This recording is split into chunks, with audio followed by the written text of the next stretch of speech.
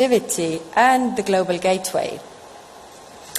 Estonia, owing to its history and geography, has long been wary of unreliable partners. It was our conscious decision many years ago to decouple ourselves from Russian energy. This came at a considerable cost. Today, Estonia is one of the few European countries least reliant on Russian gas. We knew that the prevention is better and far less costly than the cure.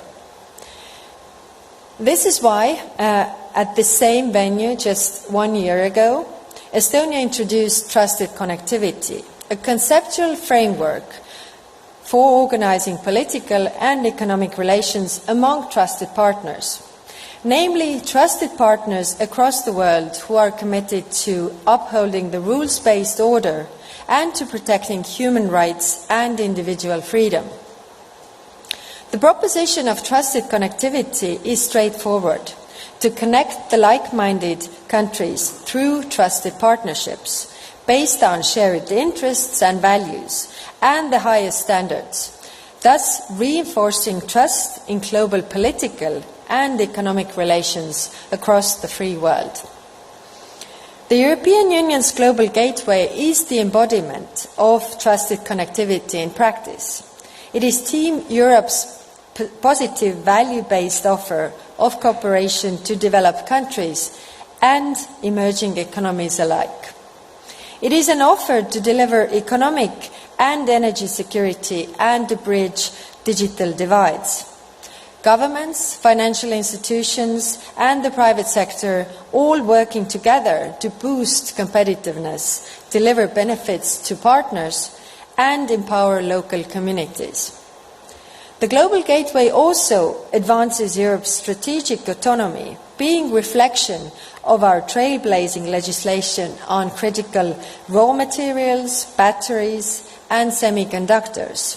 And it is already delivering on the ground in Africa, the Western Balkans, Latin America, the Caucasus, Central Asia, with many more projects soon to follow. Ladies and gentlemen, the free world's united front against authoritarianism is being tested, and it's growing stronger in it.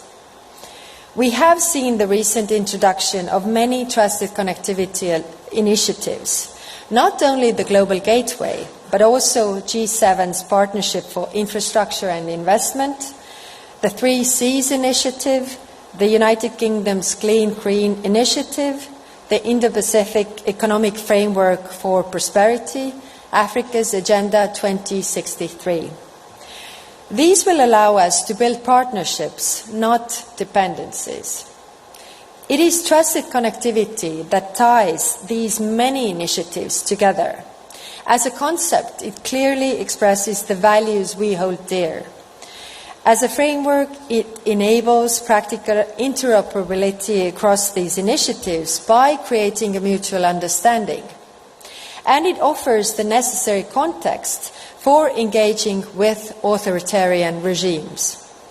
Trusted connectivity informs our decoupling from unreliable partners, replacing these with trusted alternatives, whether we talk about the global value chains, submarine cables, finance, or new technologies.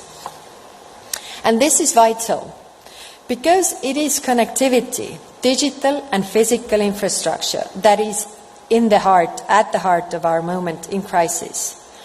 Connectivity links up national, economic, energy and cyber security. It links up the digital and green transformations. It links up trade and supply chains. Connectivity is the smartphone in your pocket, the lights in this room, and the tax return you submit online. It is the source code of our e-government, and it's the software in 5G networks. And thus, our digital existence also reflects our values and standards. There is immense global demand for infrastructure. We cannot let autocracies be the ones who respond to this demand uncontested. We have seen where this leads. a synergy of failures. Investments from autocracies corrode good governance and pollute the environment. They drive the recipient country into debt trap. This is the high cost of independence, and the most harm is suffered by the most vulnerable. Dear participants, we stand strongest when we stand united. The European Union responded to our moment in crisis with solidarity and resolve. All together as Team Europe. NATO and the wider transatlantic community are stronger than before. Our offer to the world of positive, values-based, trusted partnerships is a message that rings louder than it rang before. And I strongly believe we are more ready to rise to the occasion than before. As we respond to our shared challenges today, we are tracing a path to brighter tomorrow. On this path, we need to ask ourselves, are we willing to pay the premium of trust or are we not? I think the answer is very clear. Trust may come at the price, but it is price worth paying. We cannot let the sacrifices Ukraine has made be in vain. We have to learn the lessons of over-reliance and interdependence. We have to ensure that freedom, prosperity, security, and democracy prevail. So let us stand together. Let us show we are in it for the long haul. Let us build a better tomorrow together. Alongside with our friends from the United States, the G7, Indo-Pacific, Africa, Latin America, and beyond. This is the promise of trusted connectivity and the global gateway. I'm glad to welcome Ursula von der Leyen here with us today to tell us about the positive vision of a global gateway. I commend her personal leadership on this issue and to this initiative. I welcome all of you who are here in person and also those who are watching us online. We will not resolve our problems in these 2 short days, but laying the groundwork begins here and now. This is what the Tallinn Digital Summit is all about, a platform for the Global Gateway and other trusted connectivity initiatives to convene and coordinate, to mobilize our collective power across all collective efforts. And I'm positive Tallinn will continue to offer a crucial meeting place for European and other global leaders to make trust, not dependency, key part of the future we are building. Thank you.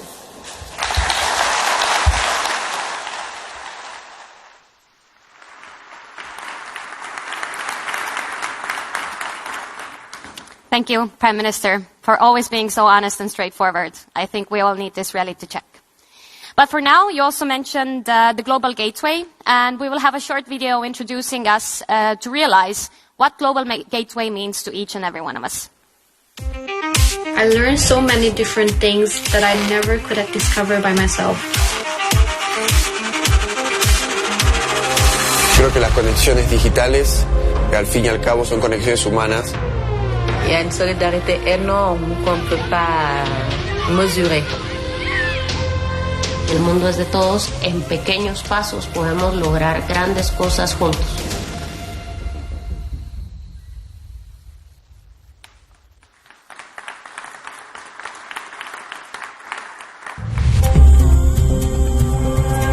With that, I'm more than glad and very honored to invite on the stage Madam von der Leyen, the President of the European Commission. Please.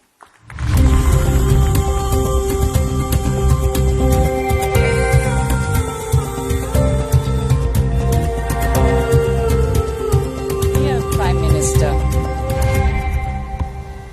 my dear Kaya, dear Prime Minister Kallas, Prime Minister Ngriante, Excellencies, ladies and gentlemen, I'm very glad to join you here today in Tallinn at the Digital Summit. Here in Estonia, the word of this conference, connectivity, has a very special sound. I mean, you have next door a country that is trying to use our interconnections as a weapon against us. Because Russia is not only waging war on Ukraine, Russia is waging war on our energy, on our democracies, on our values. And Estonia, like many of the Baltic states, has been warning Europe since years about the dangers of our dependency on Russian fossil fuels. And you were right. You were right, and Europe should have followed your example earlier. Ever since you broke free from Soviet rule, you've been working very hard to get rid of Russian fossil fuels and to disconnect from the Russian grid. You have invested heavily into renewable energy, into LNG terminals, into new interconnectors with the rest of Europe. And on top, you have become global leaders in cybersecurity and in the digital field. Today, you're standing strong before a hostile neighbor. So from a small country like yours comes a great example for our entire European Union. This must be a lesson for all of us, especially as the war in Ukraine has now entered a new phase. Faced with the brave Ukrainian resistance, the Kremlin has once again escalated its aggression to a new level. Putin has launched Russia's first mobilization since World War II. He has used sham referenda in an illegal attempt to change international borders by force. All of this while redoubling his efforts to destabilize global energy security. But this will only strengthen our resolve to support Ukraine as long as it takes.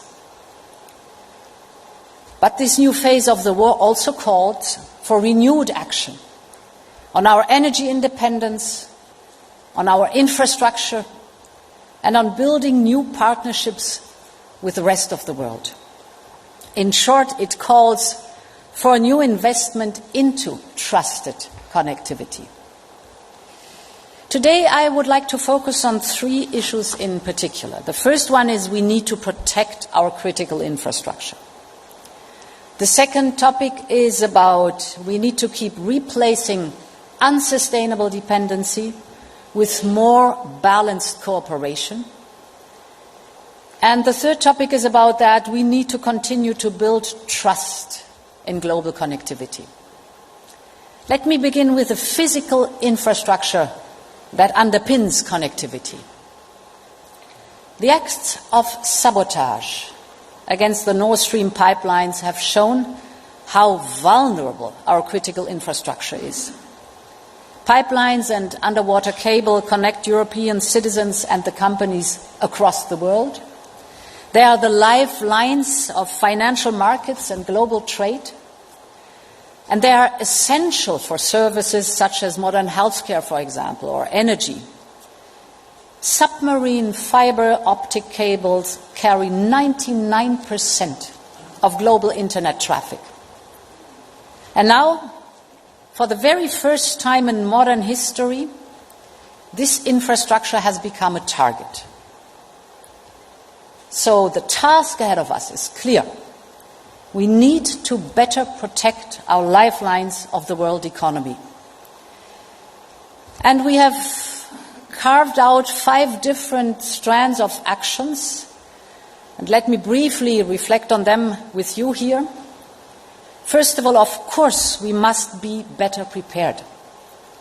Now, the good news is that we have just brand new European legislation which will strengthen the resilience of critical EU entities. So what we have to do now with this new legislation that was done under the French presidency, what we have to do now is implement it, put it on the ground, that it is really working and developing a track record.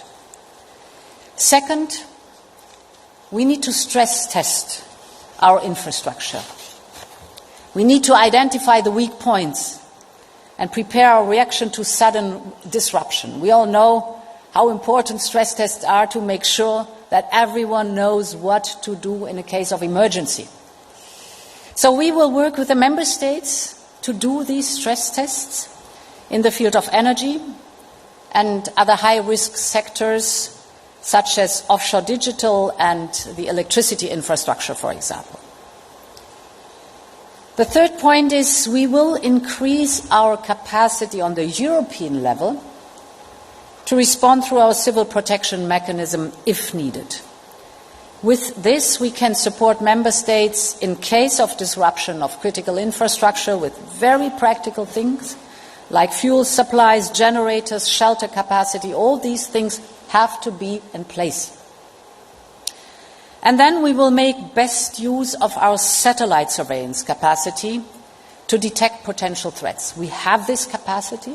We should use it much, much more to really know what's going on in the different areas of our critical infrastructure.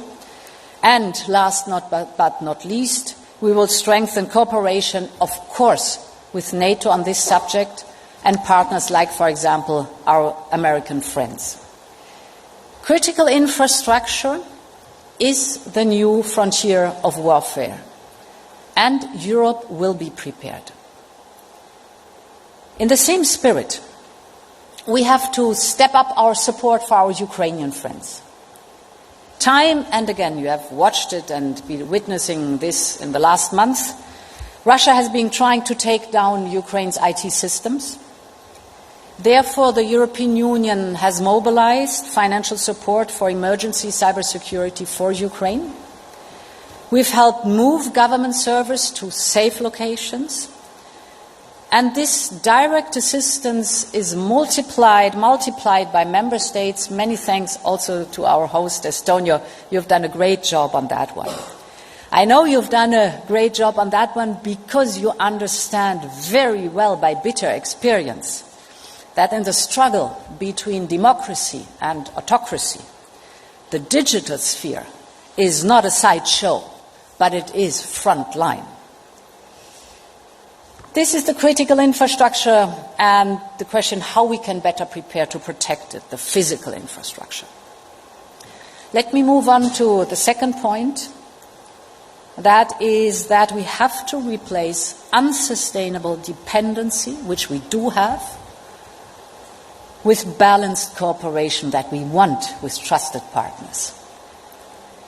For that, we have to double down on our positive engagement with the rest of the world and continue to act in a spirit of openness, of cooperation, and of trust. That's the motto of this summit. Just last year, just to give you some examples, we inaugurated the Ella Link transatlantic cable connecting Europe with Latin America. Revolutionary. And we're now deploying a new fiber optic cable under the Black Sea. It will diversify internet access across Central Asia and reduce dependency on terrestrial cables that go through Russia. This project is one of the typical projects of Global Gateway. We've heard already a lot about it. Global Gateway, as you know, our big investment project of 300 billion euros for investments abroad in trusted connectivity. And I'm very glad to see the Prime Minister here of Rwanda that is present. We have, for example, a typical Global Gateway project that is building up vaccination manufacturing capacity. With the experience of the pandemic, we have decided to say, listen, there needs to be manufacturing capacity in Africa of mRNA vaccines, not only for COVID, but potentially later to fight malaria, tuberculosis, and other diseases, killing diseases. And here we've done what is typical for Global Gateway, come with public money, but also come with our legal framework, for example, for pharmaceuticals that has to be in place, attract private capital, have a partner on the ground that is working with us to make sure that the project develops. This is one of the typical projects we have to, and we need more infrastructure like this in our neighborhood, managed through Global Gateway and funded through Global Gateway. We also need this kind of infrastructure to connect Ukraine, to connect Moldova, Georgia, and the Western Balkans more tightly to our union. And we can do it. We have the experience. We have shown this. Let me give you an example that is typical. It was about 2 weeks after Russia's invasion that we successfully connected the European electrical grid with the Ukrainian electrical grid. They decoupled from Russia. And that was a move, I was told before the war, that was planned for 2024. So, 2 years ahead of us. We were able to manage that and to do that in 2 weeks. And these are exactly the projects that have to be done through Global Gateway. Here we needed to really join forces, of course to invest massively, but we did it within 2 weeks, was what planned for 2 years. So now Ukraine is an important new importer of electricity to the European Union. That creates a revenue stream for Ukraine, and our union can rely on electricity from Ukraine to help tackle the energy crisis. And in case of need, we can provide them with electricity. This is just one example in the broad attempt to get rid of Russian energy supplies. We have been working hard the last 7 months since Russia invaded Ukraine, and we've been working with success to get rid of our dependency on Russian fossil fuels. We have completely cut off the supply of Russian coal.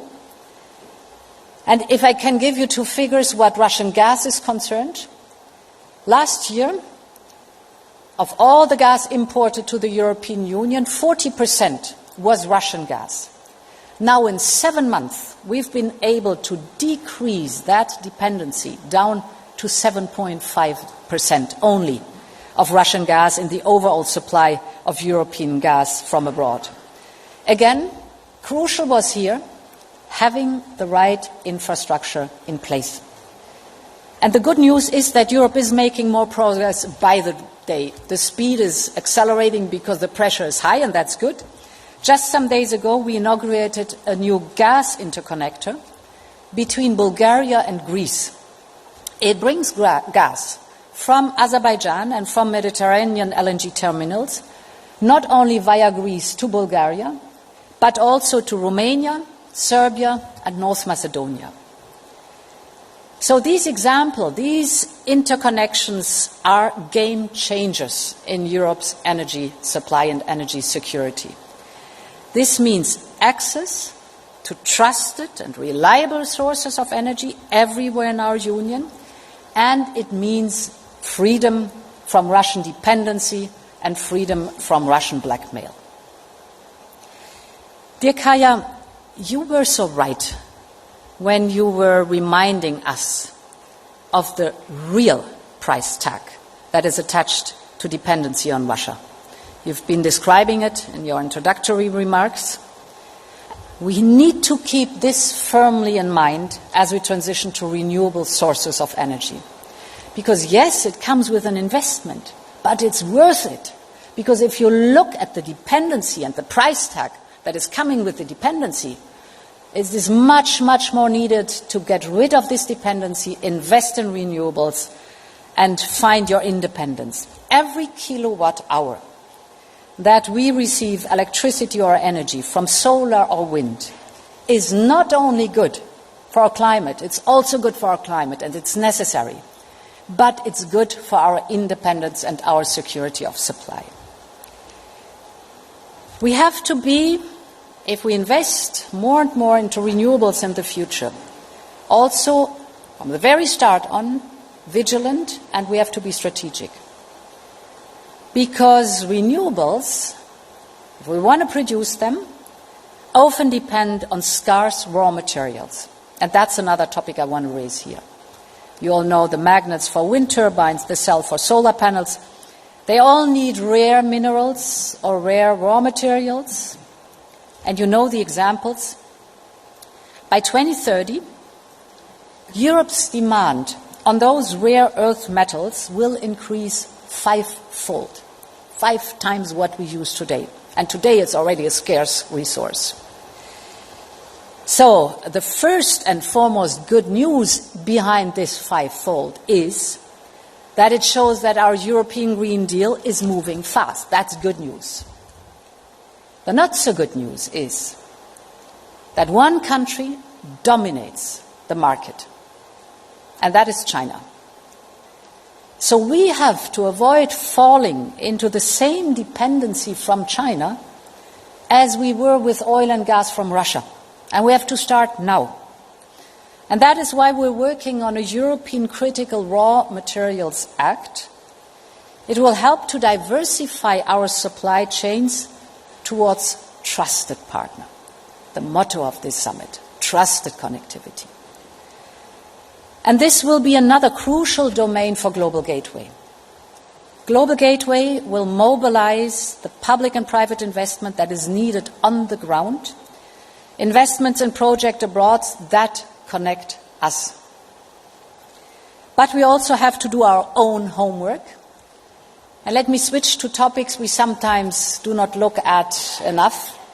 Let me take the topic of semiconductors, for example, which is a good example of our overarching theme of new forms of cooperation. As you all know, semiconductors are in every digital device, from cars to phones to medical equipment. Without chips, no modern economy. This is clear. Let me give an example of how crucial these semiconductors are in the daily life. We have sanctions the export of semiconductors to Russia. We've banned all export of semiconductors. And the impact of these sanctions is now very real, tangible on the ground in Russia.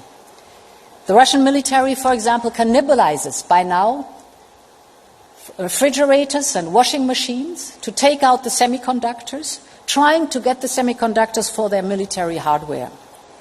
So semiconductors are crucial, but not only for others, they are also crucial for us.